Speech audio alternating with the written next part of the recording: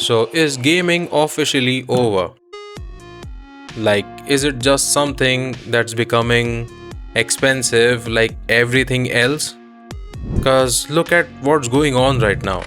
If you want to build a decent PC, it isn't something you can save up for a few months and just buy.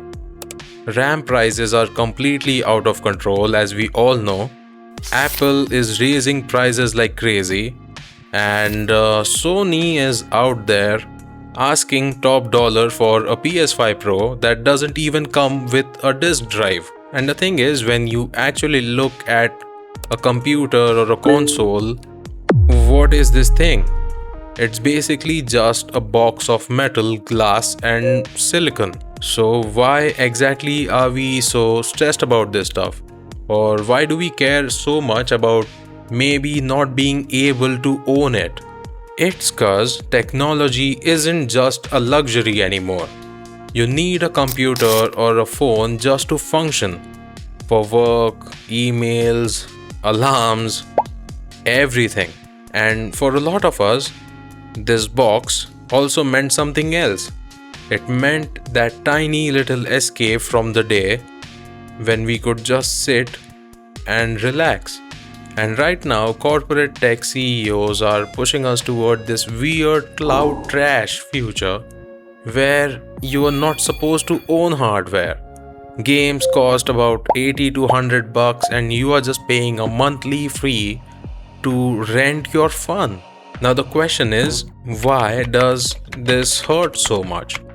And to figure that out, we need to look at this one word, that is hobby. The word actually comes from an old word hobbin, which meant a hobby horse, like the toy.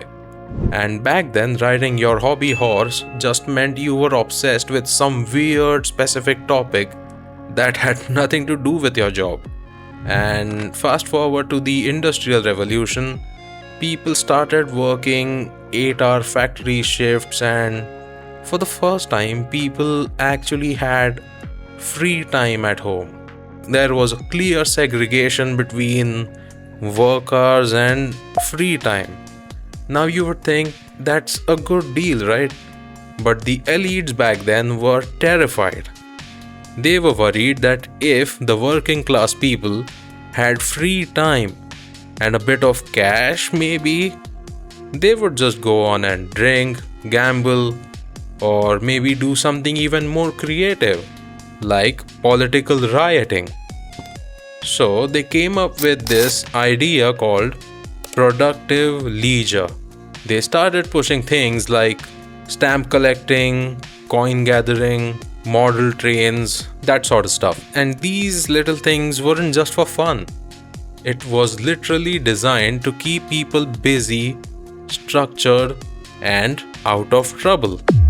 And eventually, as we got to the 20th century, this system kinda became even more sophisticated. The 40-hour work week was normal, and hobbies became a massive business. You had stuff such as DIY painting kits, building models in your basement, and eventually video games.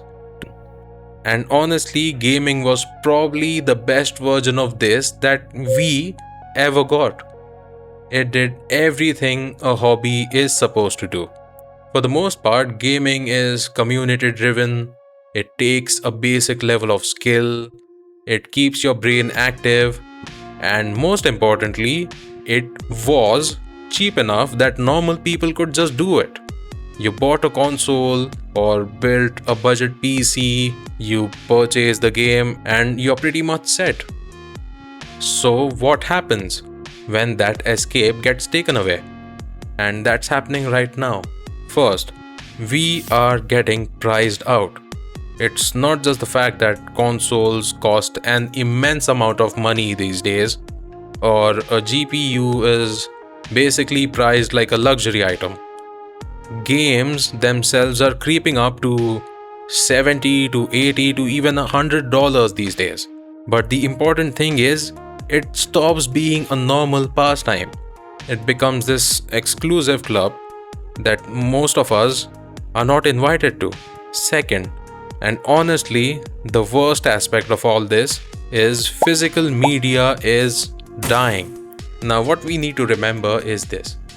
When a company pushes something like a diskless console, it isn't because they are a fan of minimalism or they want to make your TV setup look cleaner. Many believe all of this is basically just stopping you from owning stuff. Now, when you buy a physical disc, you actually own it, you possess it. You can give it to a friend, lend it to someone, just sit on it and ignore it for 15 years, come back and play it again. But a digital only game means you are just renting a license.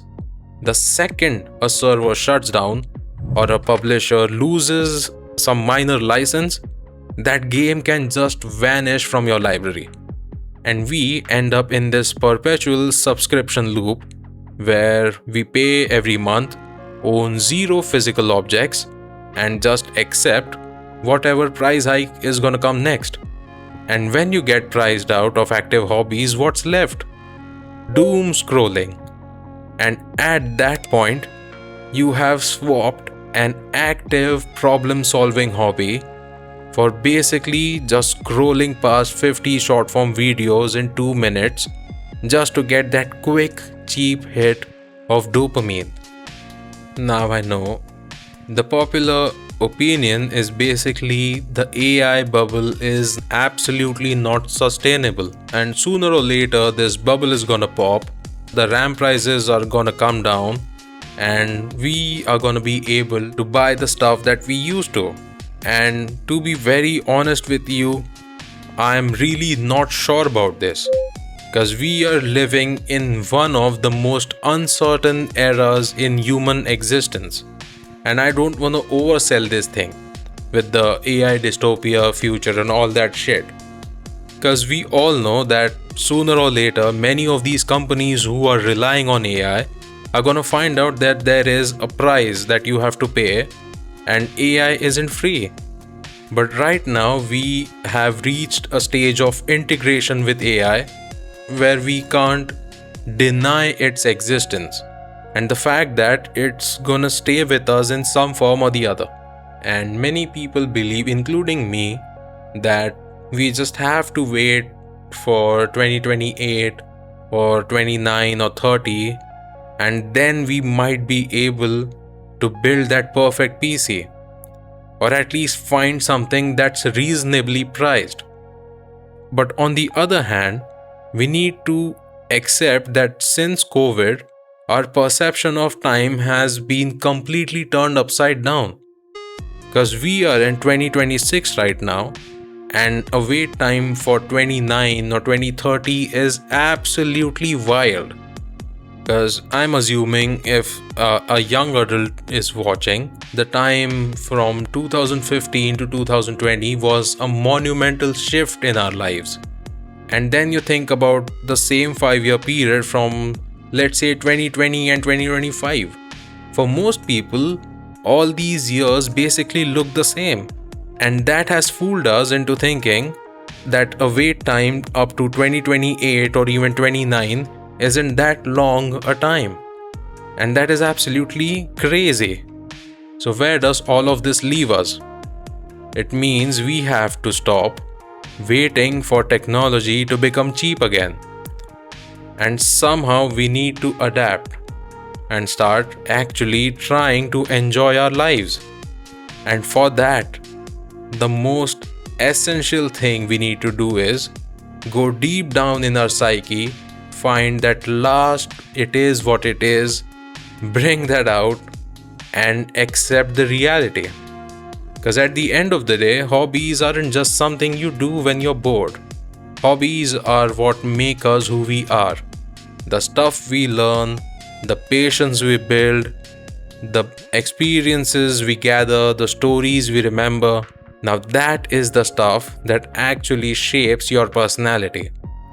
When you lose your hobby, you're losing a piece of yourself.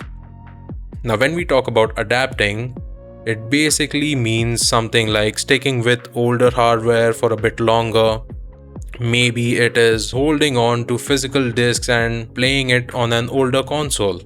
Basically, just protecting your free time. The real nightmare isn't just that technology is getting expensive, it is that people are giving up on simple, unmonetized happiness and defaulting to doom scrolling. Technology is getting greedier, but protecting your own time and having actual fun, that part is still up to us.